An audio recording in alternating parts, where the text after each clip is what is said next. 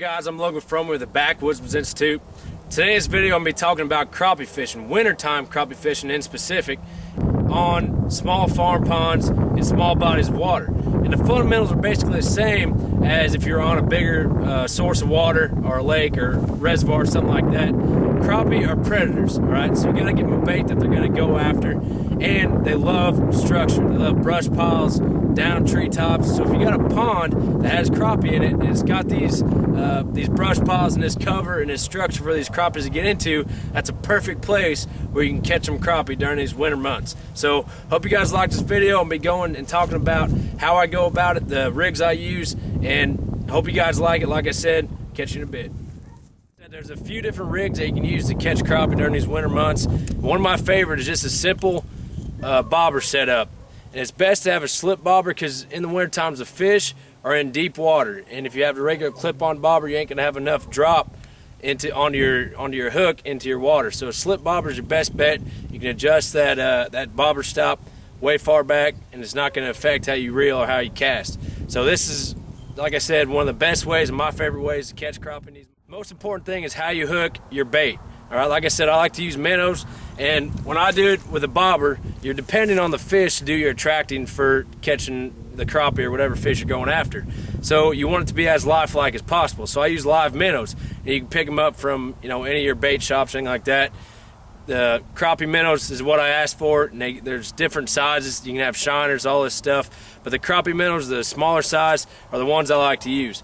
Now the best way to hook them up for your bobber set is hooking them straight through their lips. What that's going to do is going to keep that fish alive a lot longer as it's attracting its bait. The crappie, it's going to swim around and do all crazy stuff, act like a wounded fish, because you're just using a bobber, you're staying stationary. Now if you're using a jig or you're using movement to attract the fish, you can hook it up a little different.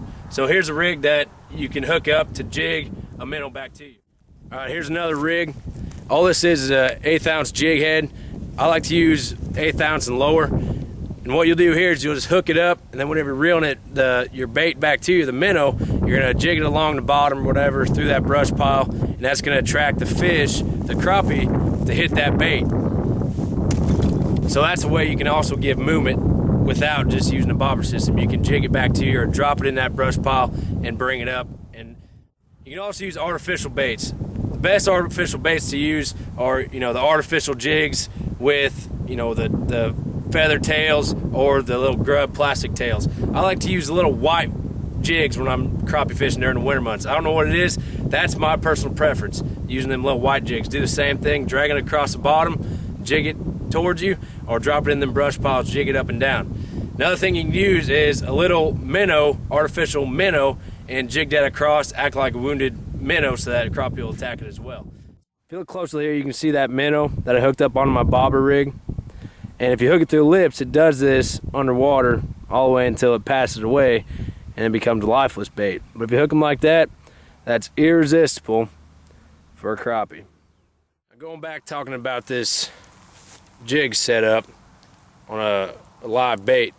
This jig is specially made for fighting brush. You see these little bitty hairs in front of the hook right there? What this is put on there on purpose so it can pull through brush, and the little branches and stuff and twigs won't hook on the actual hook right there and cause you to get a snag. So this is specially made for that. Now I talked a little bit about hooking up a minnow to a hook or whatever, and talking about going through the lips. You can also hook through like their back dorsal fin or through their back, whatever. But I like to hook them through the front of the body, through the head part, because when you're pulling this bait through the water, it's going to look like a wounded fish trying to swim and jigging with natural flow, and you're going to get a lot more movement up and down on the hook in the water like that. Now I'm going to be showing you how I jig my bait back to me, and hopefully I'll get a bite, or if not, I'll just try again. That's the fun of fishing. So here we go. First thing you want to do is you want to cast it out. Let it hit the water and let it sink all the way to the bottom. And once it's sunk on the bottom, reel your slack out of your line until you start pulling just a little your way. And then if you're going to drag it across the bottom, I point my rod tip down and I just give it a few reels real easy, and I just twitch the tip back to me. Drag it across the bottom, twitch back to me. Let it sit a little bit for just a pause, and then do the same thing. You can switch up the number of times you twitch or jig like this, just 3, 4, 5 or whatever, and maybe next time just do one jig and just keep trailing it back to you. Now if you're in a brush pile and you're trying to drop it inside, you want to jig vertically. When I was talking about dragging it across the bottom, you're jigging horizontally. Now if you want to jig vertically, it's the same thing. Let it sink to the bottom, and then you're going to raise your rod tip up to bring it up through the brush, and then lower it back down, reeling your slack. It's going to cause it to drop back down. Now what a crappie will do a lot of times, it'll trail when that bait is coming up, and then as soon as it pauses or it's coming back down, it'll attack. So you gotta be ready for it. Now when you're fishing with a bobber and you're struggling to get bites, the problem may be fixed as easily by just lowering or raising the depth of your bait.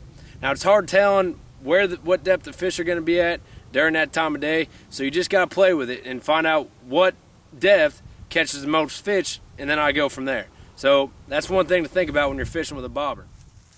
So here's some footage of me and my buddy David Helming doing some crappie fishing during these winter months on these small farm ponds. And like I said, the fundamentals are the same as on a big body of water. You got to get to your structure and your cover and your brush, stuff like that. And crappie's a predator, so you got to give it something that it wants to go after. So hope you guys like the rest of this video. Catch you in a bit.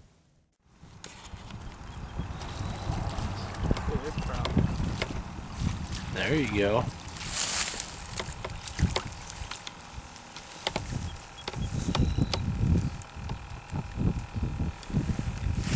Not bad off the minnow. Yep. Put them in the bucket.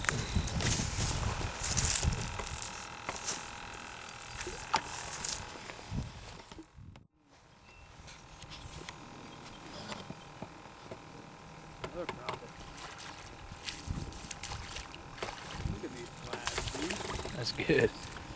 Need some meat for the freezer.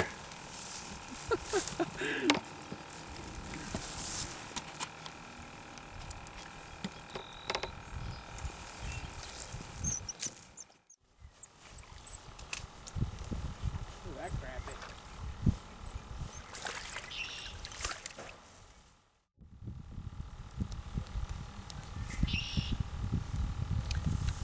They're good. Nice slab.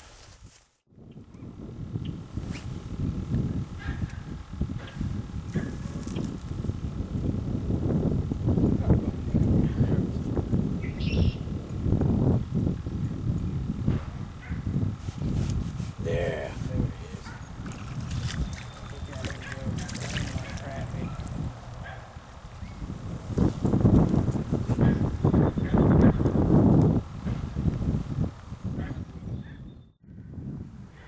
Nope.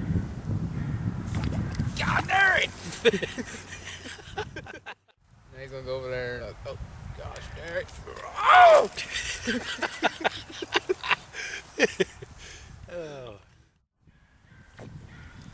Oh my Lord. Spit it out. Yes.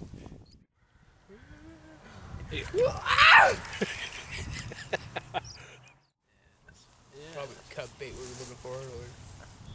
There you go. Real slow. Oh yeah! Look at that! Crappie.